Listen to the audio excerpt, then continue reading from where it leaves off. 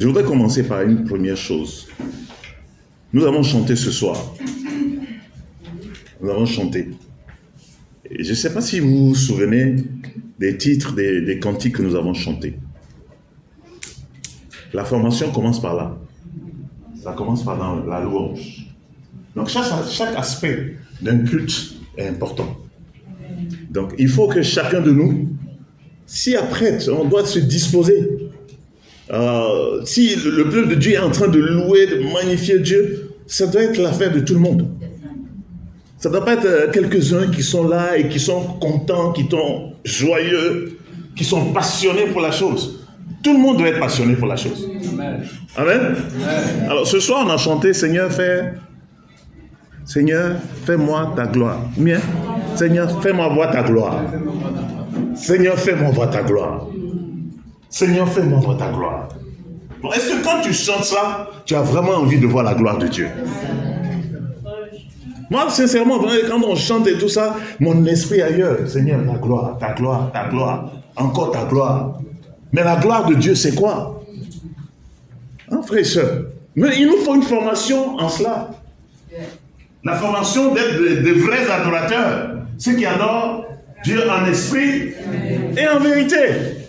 C'est pas dans la chair seulement. C'est pas parce que tu prends plaisir, tu chantes et puis bon, c'est pour toi. Non, non, non, non. Tu dois prendre plaisir. Fais-moi voir ta gloire. Et nous allons voir la gloire de Dieu cette année. Amen. Il faut que tu demandes à Dieu de te faire voir sa gloire. Amen. Même si ce n'est pas dans ta vie, tu n'as qu'à te montrer la gloire de Dieu dans l'église. Amen. Amen, frère et soeur. Amen. Oui, la formation, c'est là. On a chanté aussi, « Ô Dieu, crée en moi un cœur pur. » Ô Dieu, crée en moi un cœur pur. Renouvelle en moi un esprit bien disposé. Ô Dieu, crée en moi un cœur pur. Frère et soeur, quand on chante, tout le monde doit être dedans. Amen. Amen. Un cœur pur. Et ce n'est pas évident.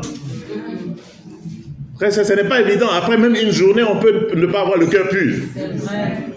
Donc même pendant qu'on est en train de chanter ça, demande à Dieu, qu'il y ait en moi un cœur pur. Cette journée-là, je n'ai pas été au point.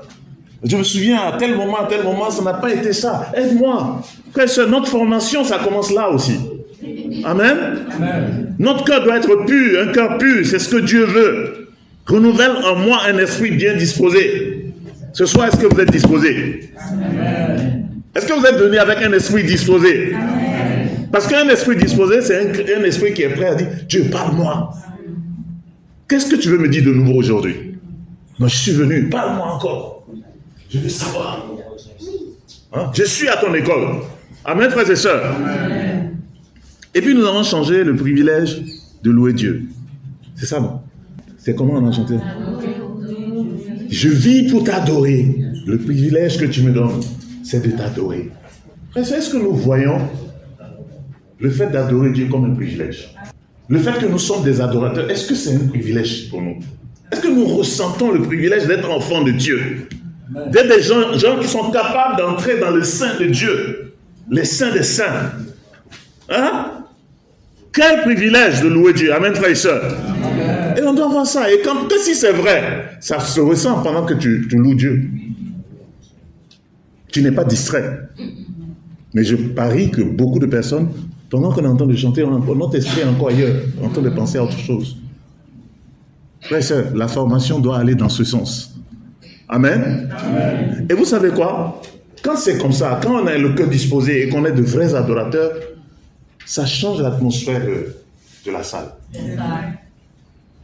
On sent l'esprit de Dieu présent. Exact. C'est pas ça? Oui. On sent ça. Parfois même tu peux avoir la chair de poule. Parfois même tu peux te mettre à pleurer. Exact. Est-ce que vous êtes déjà arrivé en train de chanter et de pleurer? Oui. Pourquoi on arrive à ce point-là? Si on n'arrive pas à c'est que Dieu, la présence de Dieu ne nous dit rien. Frères et sœurs, nos rencontres doivent être des rencontres où on sent l'Esprit de Dieu au milieu de nous. Amen. Amen. Et puis nous avons chanté, mon nom est écrit là-haut, là-bas. Mon nom est écrit là-haut, là-bas. La nouvelle Jérusalem, Je veux y aller. Et on nous pose la question, veux-tu y aller? Hein, frères et sœurs? Alors la question, c'est de savoir, est-ce que vraiment tu es convaincu que ton nom est écrit là-haut, là-bas? Qui est convaincu que son nom est écrit là-bas, là-haut?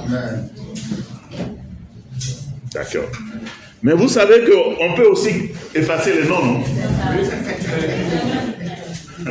Dieu peut effacer les noms. Il y a beaucoup qui étaient avec nous, mais qui ne sont plus avec nous. Qui ont quitté Dieu. Est-ce que leur nom est toujours inscrit là-haut, là-bas? Donc il y a cette année, on doit faire de telle sorte que notre nom reste inscrit au ciel. Amen. Hein, là-haut, dans le livre de vie. Amen, frères et sœurs. Oui, c'est de ça qu'il s'agit. Donc il ne faut pas prendre ça pour un acquis. Ce n'est pas un acquis. Nous avons quitté l'Égypte et nous allons vers la terre promise. Mais il y a la traversée du désert. Amen, frères et sœurs. Amen. Et ce n'est pas facile. Ce n'est pas facile. Et notre formation se fait dans le désert. Amen. Amen. Dieu est avec nous. Amen. Amen. Donc, bats-toi pour que ton nom reste écrit dans le livre de vie. Ton amour nous environne. Nous avons chanté ça aussi. Ta gloire resplendit. Tout comme quoi, le soleil. Ton amour nous environne. Parfois, on ne sent pas l'amour de Dieu. C'est pas vrai. On n'a pas le sentiment que l'amour de Dieu se manifeste. Mais pour de vrais disciples, si on prend un peu de temps, qu'on se concentre, on verra l'amour de Dieu versé partout. Amen. Amen. L'amour de Dieu nous environne. L'amour de Dieu est présent ce soir. Amen, frères et sœurs. Amen. Et si c'est vrai que si Dieu nous aime, alors on n'a pas à abandonner.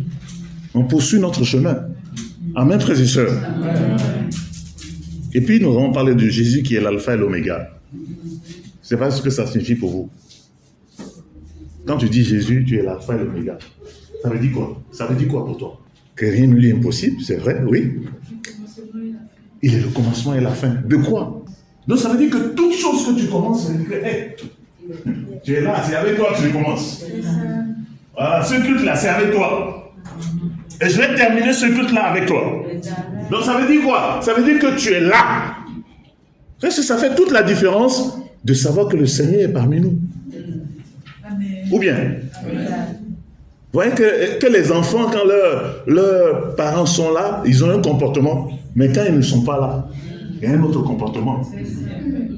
Voilà. Quand tu sais que le Seigneur est présent, il y a une attitude à avoir. Dès que tu franchis cette porte-là, que tu arrives ici, sache que vraiment le Seigneur est présent. Amen. Amen. Il est présent. Voilà, il est là, il est l'alpha et l'oméga. Mais ça va au-delà de cette salle. Il est l'alpha et l'oméga même quand tu es dans la rue. Quand tu es à la maison. Quand tu es au travail, il est l'alpha et l'oméga. Il y a un renouvellement de l'intelligence que nous pouvons avoir. Voilà, je parle de ça parce qu'il faut que cette année, on soit excellent. Amen. Que ça se ressente. Et je sais que si on se met sur cette voie-là, il y a des choses extraordinaires qui vont arriver cette année. Vous êtes d'accord avec moi? Amen.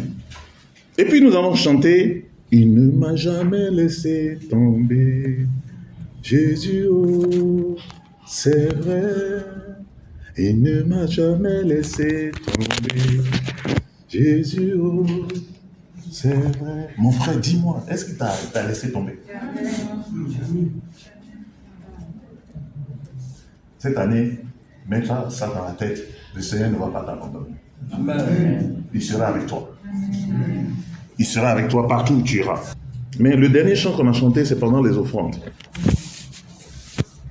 Apportez à l'Éternel vos dîmes et vos offrandes. Vos dîmes et vos offrandes. Dîmes, là, c'est au pluriel. Amen. Amen. Vos dîmes et puis vos offrandes. Amen. On donne la dîme de tout, hein. Ça veut dire quoi? Si tu as un salaire, tu donnes la dîme de ça. Mais est-ce que c'est tout? Non. Il y a d'autres dîmes. Hein? Donc tout ce qu'on te donne cadeau, que tu reçois cadeau, il faut donner la dîme de ça. C'est ça. Amen. Amen. Ah, si on t'a fait cadeau de quelque chose que tu as reçu, il faut donner aussi la dîme de ça. Donc, chaque mois, notre dîme va changer. C'est ça. Amen. Il ne faut pas que tu te mettes dans la tête, ma dîme là, c'est ce que j'ai dit depuis le début de l'année là, le 10e de ce que je donne. Non, chaque, c'est ça, je m'arrête là. Non. Les vrais adorateurs vont au-delà. Amen. Et vous savez quoi? Quand vous donnez un Guassou à Dieu, Dieu vous fait Guassou aussi. C'est vrai. Amen. Amen. C'est ça cette année. D'accord. Maintenant que j'ai fini ça, je voudrais revenir sur quelques points importants du message de dimanche. Frères et sœurs, peut-être que certains disent, bon, on a compris le message, mais pourquoi on revient encore dessus? Je ne suis pas sûr et certain que tout ce qu'on dit les dimanches, qu'on a tous compris, et puis qu'on a pris des résolutions par rapport à ce qui a été dit. Donc nous revenons, n'est-ce pas, dessus pour en parler. Le jour où on aura nos classes, nos différentes classes, la méthode va changer. Avec quand on finit, les visiteurs iraient dans leur classe et puis on va leur enseigner comment devenir chrétien. Amen. Amen. Voilà. Et pour ça, on va former des gens qui seront là-bas pour prêcher aux chrétiens avec des manuels bien précis. Ce qu'on prêche à des non-chrétiens pour qu'ils deviennent chrétiens le plus rapidement possible. Quand Dieu nous donnera les meilleures conditions, nous aurons la classe des jeunes chrétiens. La classe des actes. Pour apprendre à étudier la Bible, comment on convertit les gens. Nous allons faire ça. Et nous serons tous capables de pouvoir étudier la Bible avec les gens. Et donc nous serons donc capables chaque année de porter du fruit, chacun au moins un fruit. Amen. Vous imaginez, frère et sœurs? Bon, est-ce que c'est d'abord quelque chose qui est sur votre cœur? Est-ce que ce soir, chacun ici a un désir ardent de porter du fruit, de baptiser quelqu'un, d'offrir un cadeau, ce beau cadeau à Dieu? Amen. Amen. Amen. C'est possible, n'est-ce pas? Amen. Tout à fait possible. Alors, je voudrais vous poser quelques questions par rapport au message. D'abord, qui se souvient du thème de ce dimanche? On a parlé de formation, n'est-ce pas? Mais on a parlé de quoi? Former pour servir. Oui.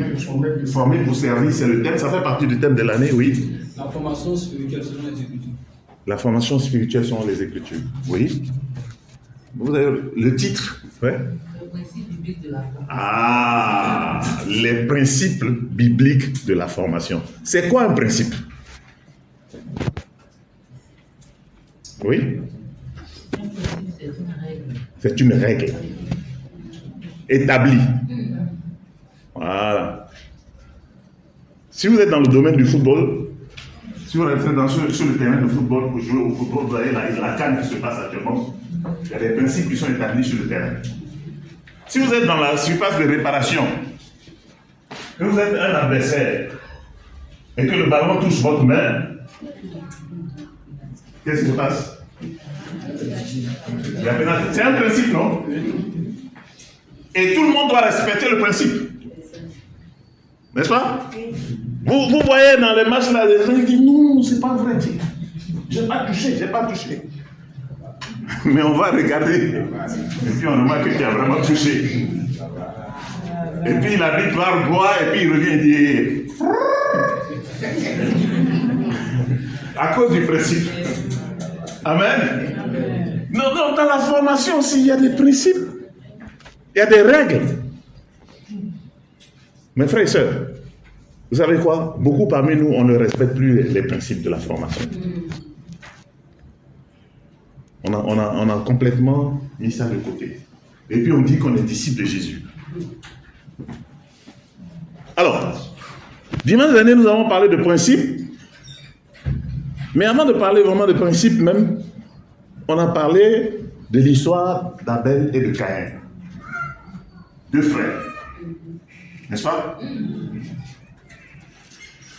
Quel est le problème avec ces deux frères? Quel est le problème avec eux? Est-ce que les principes de base de la formation de Dieu a été respecté? Le vivre ensemble.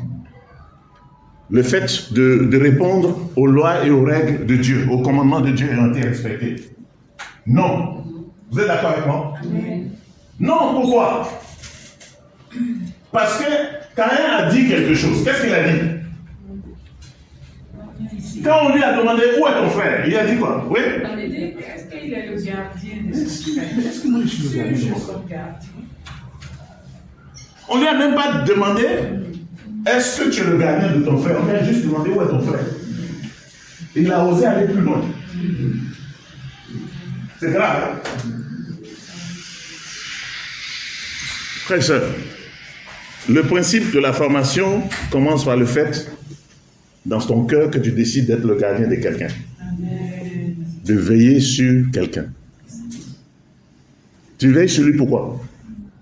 Tu veilles sur lui pourquoi? Pourquoi? Gardien pourquoi? Tu le gardes de quoi? Oui?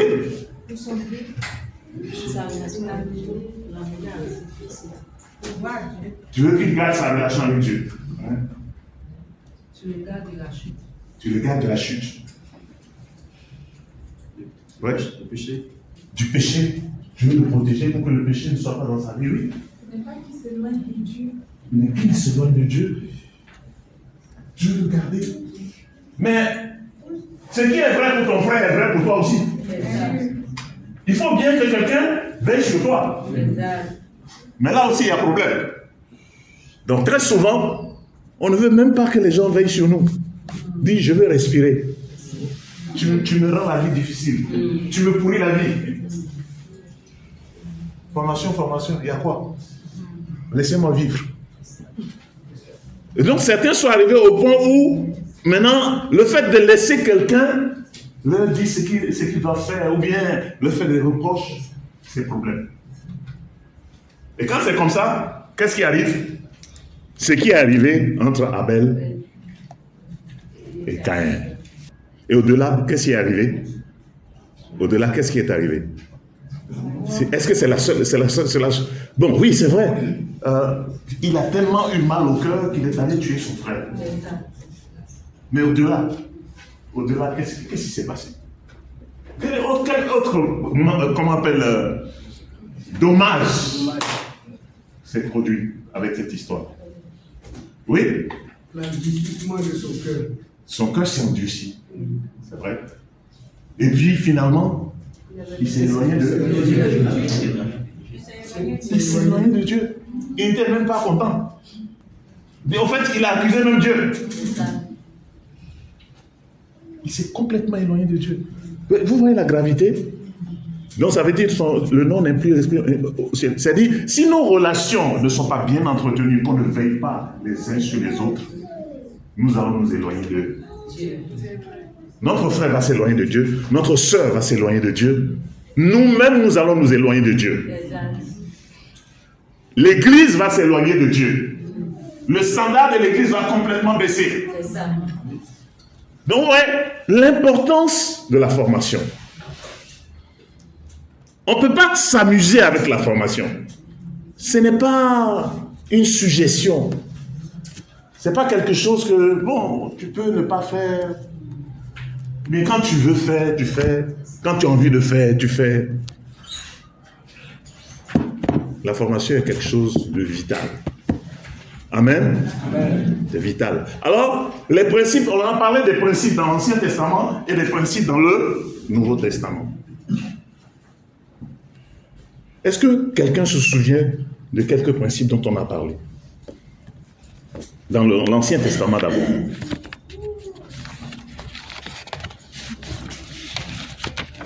Si vous ne vous souvenez pas, ça veut dire que cette révision était nécessaire. Hein? Oui? Oui. Il est lié à au fait de chercher la connaissance. Proverbe 12, verset 1, effectivement, aimer la discipline est lié à l'amour de la connaissance. Quelqu'un peut m'expliquer comment il comprend ça? Mais en quoi la discipline est liée à la connaissance? Oui? Bon, la discipline, d'abord, pour être discipliné, il faut te rendre vulnérable. Mhm. Si on n'est pas vulnérable, on ne peut pas être discipliné. La discipline suppose qu'il y a quelque chose qui ne va pas, on doit chercher à redresser. Mhm. Donc, si tu n'es pas disposé à te laisser redresser, ce n'est pas évident que tu ailles au-delà de cette situation qui est la connaissance. Parce qu'on ne peut pas aller à la connaissance si on ne se dispose pas à la connaissance. Donc, se disposer, c'est montrer son invincibilité. Voilà. Montrer que, bon, je laisse le moi pour pouvoir aller au-delà. C'est cela que la discipline ouvre la voie à la... Je veux qu'on parle de terre à terre. Merci, mon frère. Oui. Merci. La discipline, c'est la discipline qu'on apprend. C'est la discipline qu'on apprend. Et quand tu apprends, tu as la connaissance. Est-ce qu'on peut prendre des exemples concrets des disciplines qui nous conduisent à la connaissance dans la vie dans notre vie de disciple? Oui. Quand on est devenu la Bible dit, quand on devient disciple, la Bible dit quoi? Nous devons méditer la parole.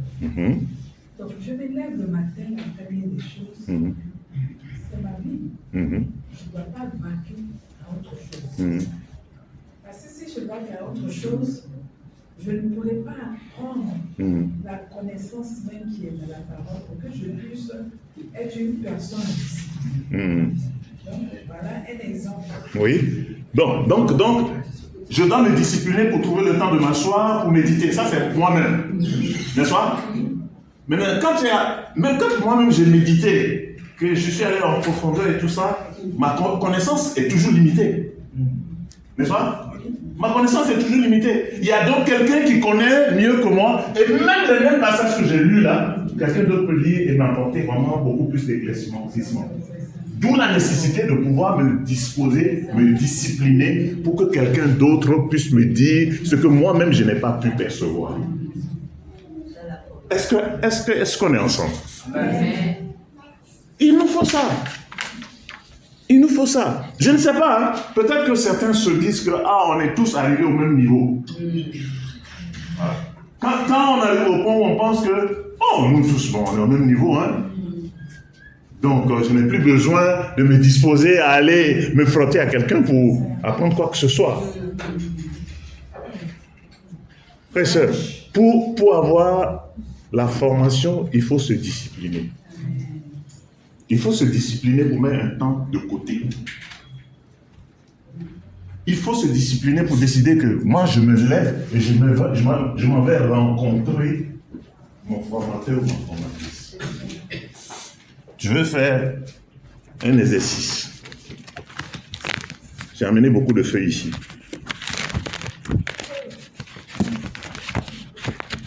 Je veux que chacun prenne une feuille. Et vous mettez votre nom.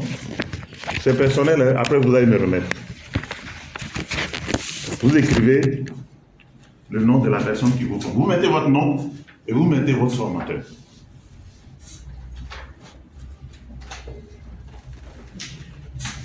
Si vous n'en avez pas, je dis pas de formateur, pas de formatrice. Ça, c'est le premier exercice. Je ne sais pas si ça va suffire. Sinon, il y a des ciseaux, on peut couper au milieu. Des ciseaux ici, qui est prévu ça. Vous pouvez plier, vous coupez en deux et vous donnez à votre voisin. Vous écrivez votre nom, mais vous mettez formateur devant, vous mettez le nom. Amen. Ou formatrice. Et après ça, vous écrivez qui est-ce que vous formez. Est-ce que vous avez quelqu'un que vous formez? Si oui, vous mettez. Si c'est une personne, vous mettez son nom. Si c'est deux, vous mettez le nom. S'il n'y a personne, tu dis personne. Est-ce qu'il y a des gens qui n'ont pas de formateur? Je suis sûr et certain qu'on va en trouver. Mais en ce début d'année-là, on va mettre de l'ordre dans ça. Amen. Tout le monde va avoir un formateur. Mais maintenant, Il y en a, vous avez des formateurs, mais ça passe pas. Donc vous mettez, est-ce que ça passe? Vous mettez, est-ce que ça passe? Oui. Si ça passe pas, non. Donc, je sais pas, vous m'avez compris, hein? Tout le monde a retenu la question. Vous mettez votre nom, vous mettez le nom de la personne qui vous forme, vous mettez le nom de la personne que vous formez. Maintenant, vous me dites, vous écrivez aussi si vous êtes satisfait de la formation. Satisfait de la formation? Oui. Satisfait? Non. Pas satisfait. C'est bon? On va continuer. Maintenant, si vous ne formez pas quelqu'un, mettez si vous avez envie de former quelqu'un. Est-ce que vous êtes dans les dispositions de pouvoir aider quelqu'un à être formé? C'est parce qu'on se comprend. Ça, c'est quoi? Je suis à ma quatrième question. On peut récapituler. Premier, votre nom. Deuxième, qui vous forme? Troisième, qui est-ce que vous formez? Quatrième, est-ce que vous êtes satisfait de votre formation?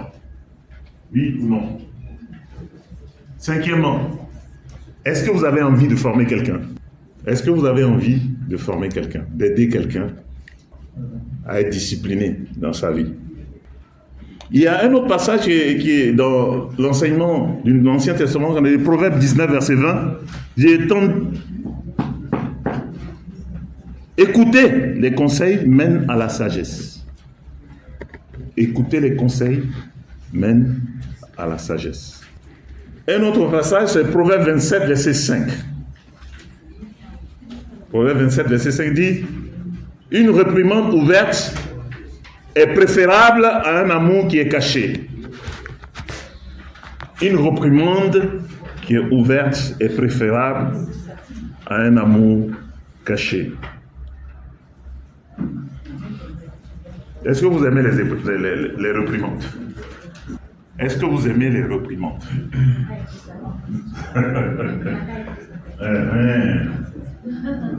Est-ce que vous aimez les réprimandes? Ou bien les reproches? Est-ce qu'on peut vous faire des reproches? Est-ce qu'on peut te faire des reproches?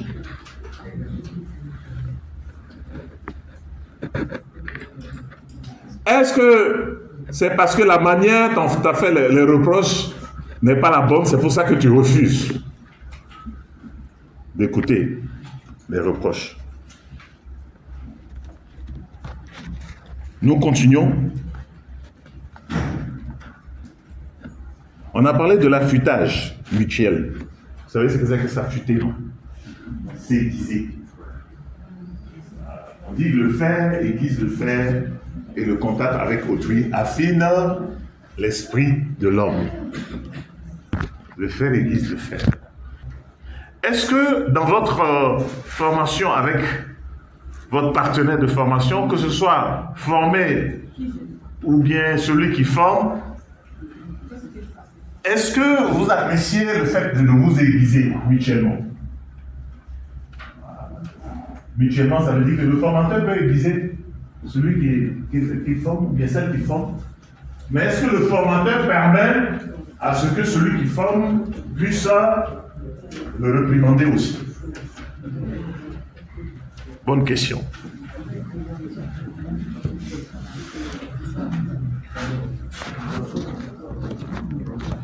Alors, un autre principe de la formation dans l'Ancien Testament, c'est le fait qu'il est mieux d'être ensemble que d'être isolé. Il vaut mieux être ensemble que d'être isolé. Est-ce que vous comprenez ce principe-là?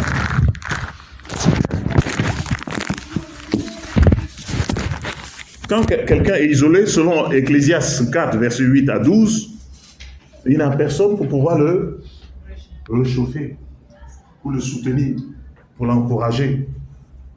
Voilà. C'est dans la formation qu'on se fait des amis. qu'on se fait des partenaires. C'est dans la formation qu'on trouve le moyen de pouvoir surmonter les difficultés qu'on a. Quand j'ai un problème, je partage ça avec mon frère, et puis maintenant, lui va me donner des conseils, et puis c'est nous tous maintenant contre mon problème. Ou alors, c'est le problème même de mon formateur, que moi je prends ça personnellement, je vais apporter quelque chose à mon formateur ou à ma formatrice. Parce que c'est un principe que nous devons tous justement observer. La force du nombre contre l'isolement. Maintenant, nous avons les principes du Nouveau Testament. Qu'est-ce que vous avez noté, dont on a parlé? Dans le Nouveau Testament, essentiellement, quel est le principe? Oui? On a parlé de Matthieu 28, verset 18 à 20. C'est ça. Verset 20 dit, tout le pouvoir m'appartient au ciel et sur la terre. Allez et faire des disciples, baptisez dans le nom du Père et du Fils, et de les enseigner, en fait, de les former, afin qu'ils soient avec nous. C'est ça, d'accord. Donc c'est la mission, la grande mission, ou bien la grande commission. Pour pouvoir faire la grande commission, il faut de la formation. Et la grande commission, c'est quoi? C'est d'aller gagner le monde. Si nous voulons gagner le monde, si nous ne voulons pas rester entre nous, tel que nous sommes là, que nous voulons grandir, être une église puissante pour voir la gloire de Dieu, eh bien, nous devons obéir à ce que le Seigneur nous a prescrit. Et c'est dans la formation qu'on peut t'aider à obéir. C'est-à-dire, après t'avoir observé et regardé que tu n'es pas en train d'obéir, il faut bien qu'on s'asseye maintenant et puis on va s'asseoir et puis on va te dire, n'est-ce pas? Hein, mon frère? Sur le TV. Allez-en. Ah. Des fois, sur le TV, quel est ton problème?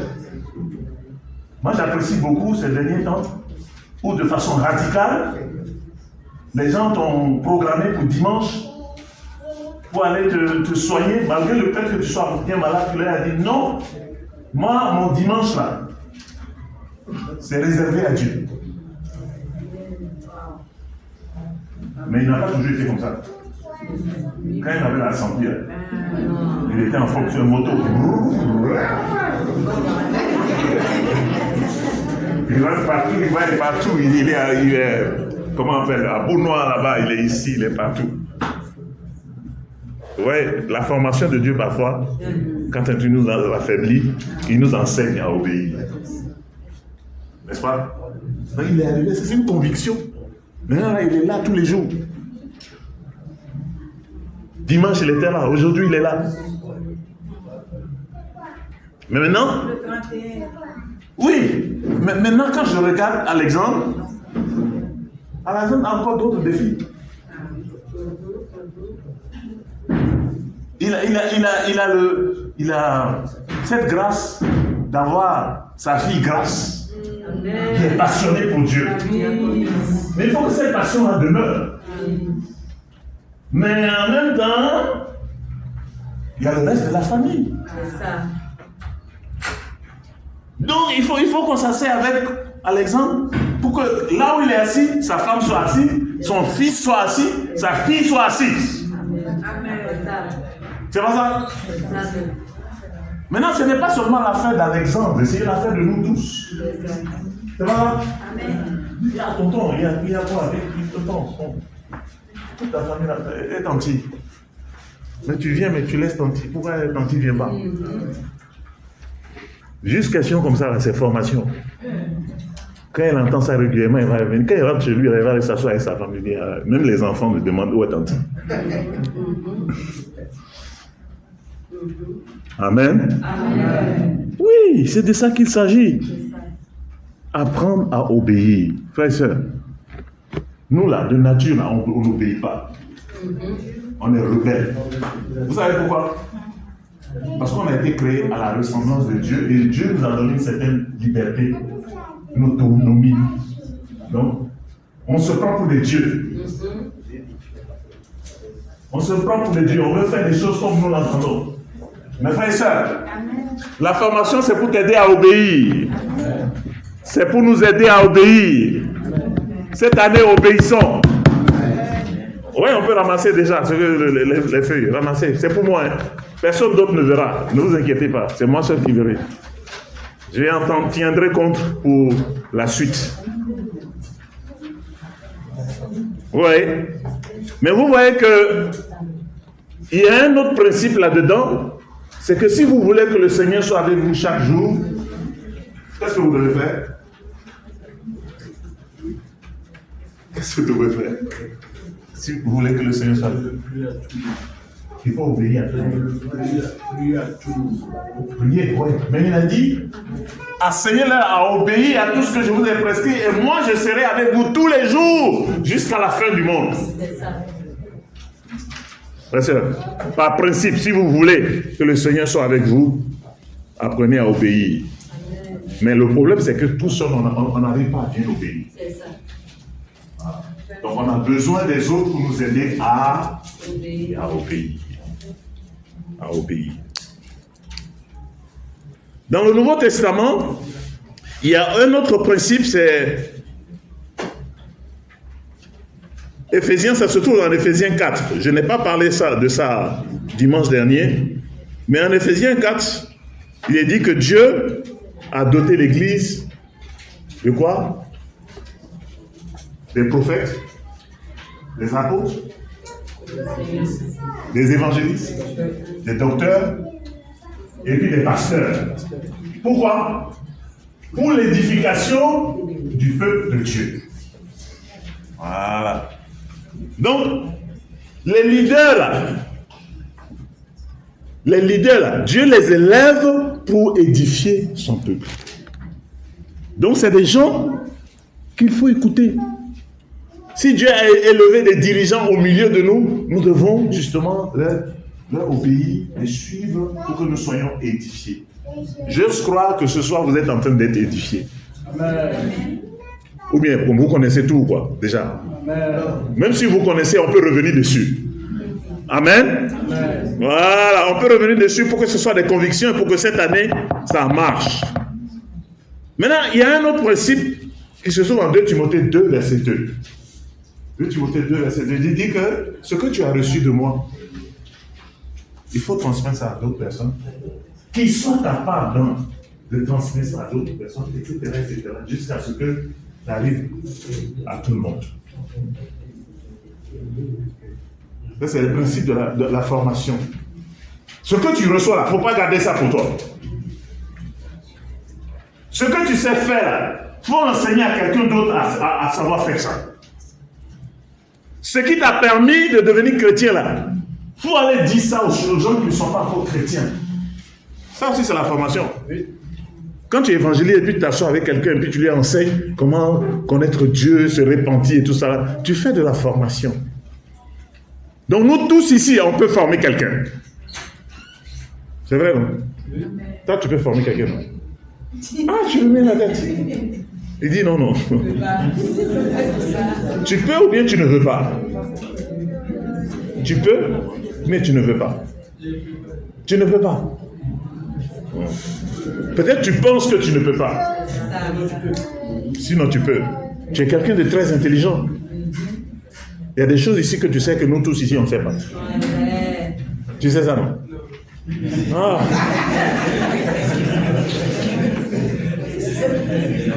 Est-ce qu'il y a quelqu'un qui sait monter les vidéos, tout ça ici là?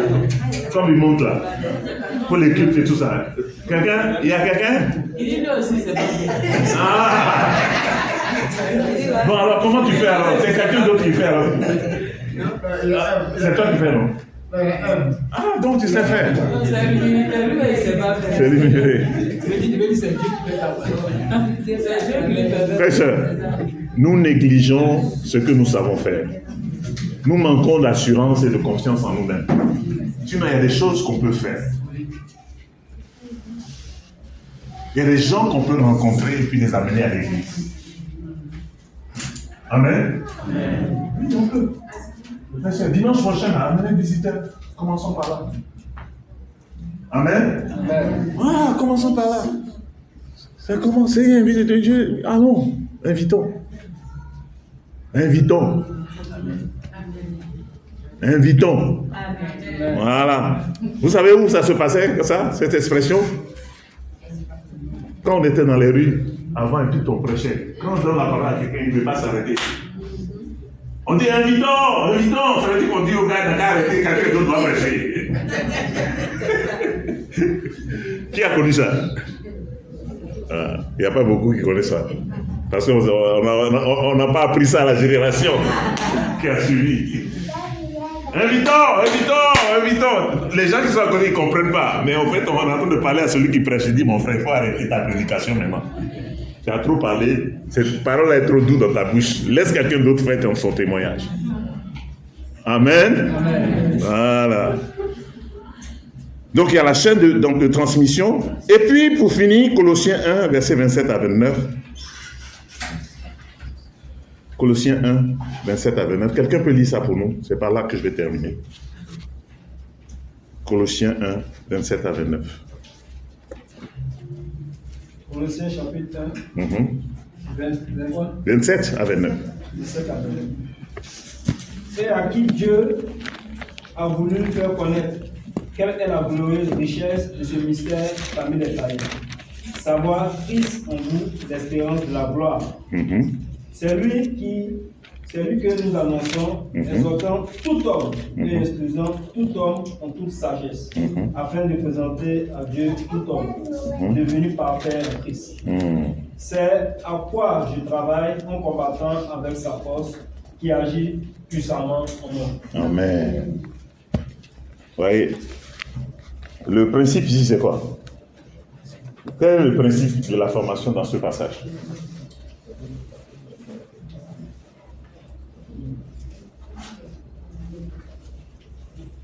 Non, les dirigeants, là, ceux qui ne sont pas dirigeants, là, je veux qu'ils réagissent dans la capacité. Quel est le principe de formation dans ce passage? Tout le monde devait lire et puis dire. On n'a qu'à lire pour vous. Et à certains, il n'y a pas de Bible à côté. Donc on écoute seulement. Colossiens 1 dit c'est lui. C'est lui que nous annonçons, exhortant tout homme et instruisant tout homme en toute sagesse, afin de présenter à Dieu tout homme devenu parfait en Christ. C'est à quoi je travaille en combattant avec sa force qui agit puissamment en moi. Quel est le principe de la formation ici? Donc c'est parce que beaucoup ne savent pas ou bien? Madame, oui. Madame Lula. Tu as levé la main. Oui. Allez. Oui. Le principe, c'est de présenter la personne que Dieu t'a confiée sans faute ni parce que c'est une mission. Oui. C'est vrai. Oui, les dirigeants, ils peuvent faire ça les dimanches. Oui, d'abord. Former Christ en la personne. Former Christ en la personne. La formation, oui. C'est aussi amener la personne à devenir mature. À devenir mature.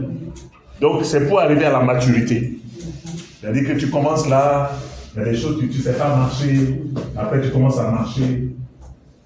Tu ne sais pas courir, maintenant tu commences à courir. Mais tu commences, tu tombes, mais on t'aide jusqu'à... L'objectif à atteindre, c'est quoi? C'est la maturité. Et c'est quelle maturité? Parce qu'il y a plusieurs niveaux de maturité. C'est la maturité de Christ. C'est d'être exactement comme Jésus. Le but de la formation, c'est d'être comme Jésus. Donc si tu n'es pas encore devenu comme Jésus, est-ce que tu as besoin d'être formé? Oui. Qui est déjà devenu comme Jésus? Donc, conclusion, nous avons tous besoin d'être formés et bien formés, correctement formés, toujours formés, encore formés. Je pense que le message est passé. Donc, dans les jours à venir, attendez-vous. On va le voir. Tout ce que vous avez écrit, là. Il y en a qui ne sont pas venus. On va voir. Il y a des gens, vous n'aimez pas former, vous allez former. Vous allez apprendre à former. Amen. Amen. Voilà. Il y a des gens, ils ont trop de personnes à former. Donc ils forment mal. Donc on va diminuer le nombre de personnes qu'ils forment pour les donner à d'autres qui vont former. Amen. Et nous tous, on va nous former à former. On va apprendre au moniteur à bien prendre soin de nos enfants. On va apprendre aux parents à la maison à bien faire un dévotionnel.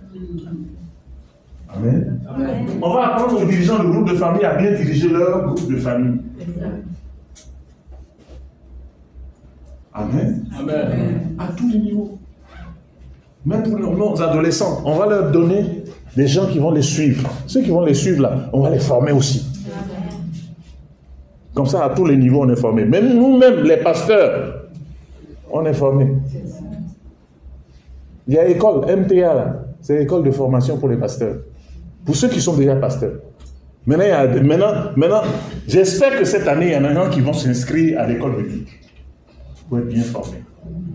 Est-ce qu'il y a des candidats?